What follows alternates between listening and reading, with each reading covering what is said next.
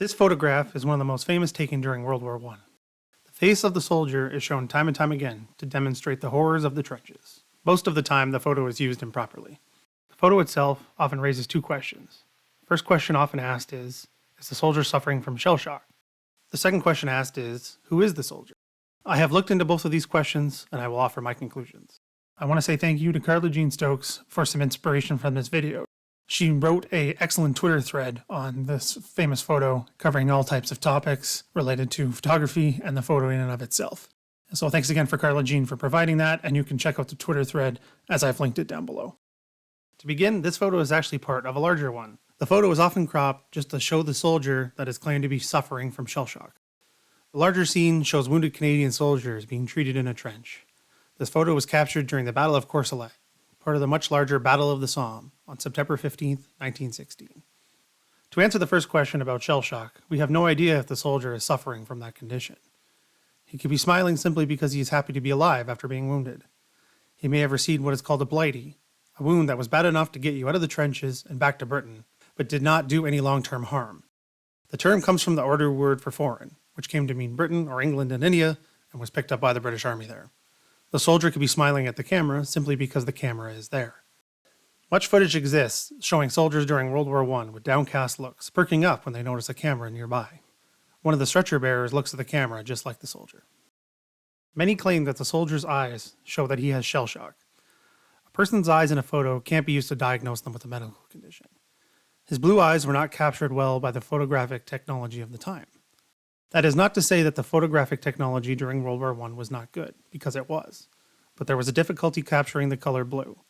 That's why the sky and photos from the war all look the same. There is no definitive proof that the soldier in the photo is suffering from shell shock.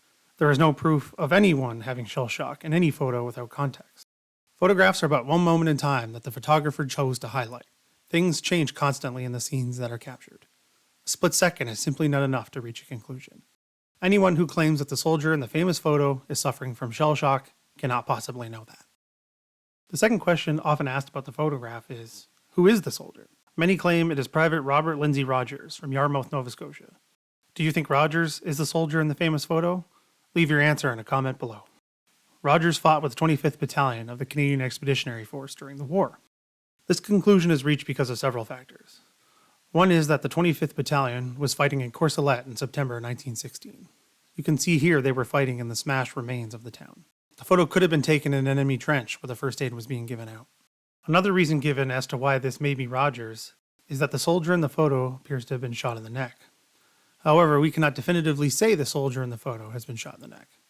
That portion of the soldier's body is covered by the stretcher bearer tending to their wounds. Rogers did suffer a gunshot wound to the neck around the time the photo was taken. The date of his wounding is a little unclear. One document in his personnel file lists September 16th. The photo is recorded as being taken on September 15th. While this could be an error in date on either document, it does raise questions about the events lining up. There's another photograph taken of the same scene, just from a different angle. As you can see here, the stretcher bearers are working on the soldier's hand. They're nowhere near the neck, nor do there appear to be any wounds anywhere around the head or neck or shoulders. Rogers' service record clearly indicates he was shot in the neck. There is no mention of any wounds around the hands or arms at the time of his wounding at Courcelette. The photograph of this alternative angle is rarely ever shown in discussions to do with the original photo showing the supposed case of shell shock or any discussion of Rogers. I think this makes it quite clear that the soldier in the trench has quite a different wound than the one suffered by Rogers. Eye color is another reason why Rogers is claimed to be the soldier in the photo. Rogers did have blue eyes, as can be seen in his service record, just like the soldier in the photo. Here are photos of Rogers from his page on the Canadian Virtual War Memorial. It is difficult to compare these photos to the one taken of the trench. They do not appear to be similar, but elements like lighting and exposure all play a role in how a photo turns out. Sadly, Rogers was killed in action on August 16, 1917, and therefore left little records for us to consult. He has no known grave and is commemorated on the Vimy Memorial. He was 34 years old.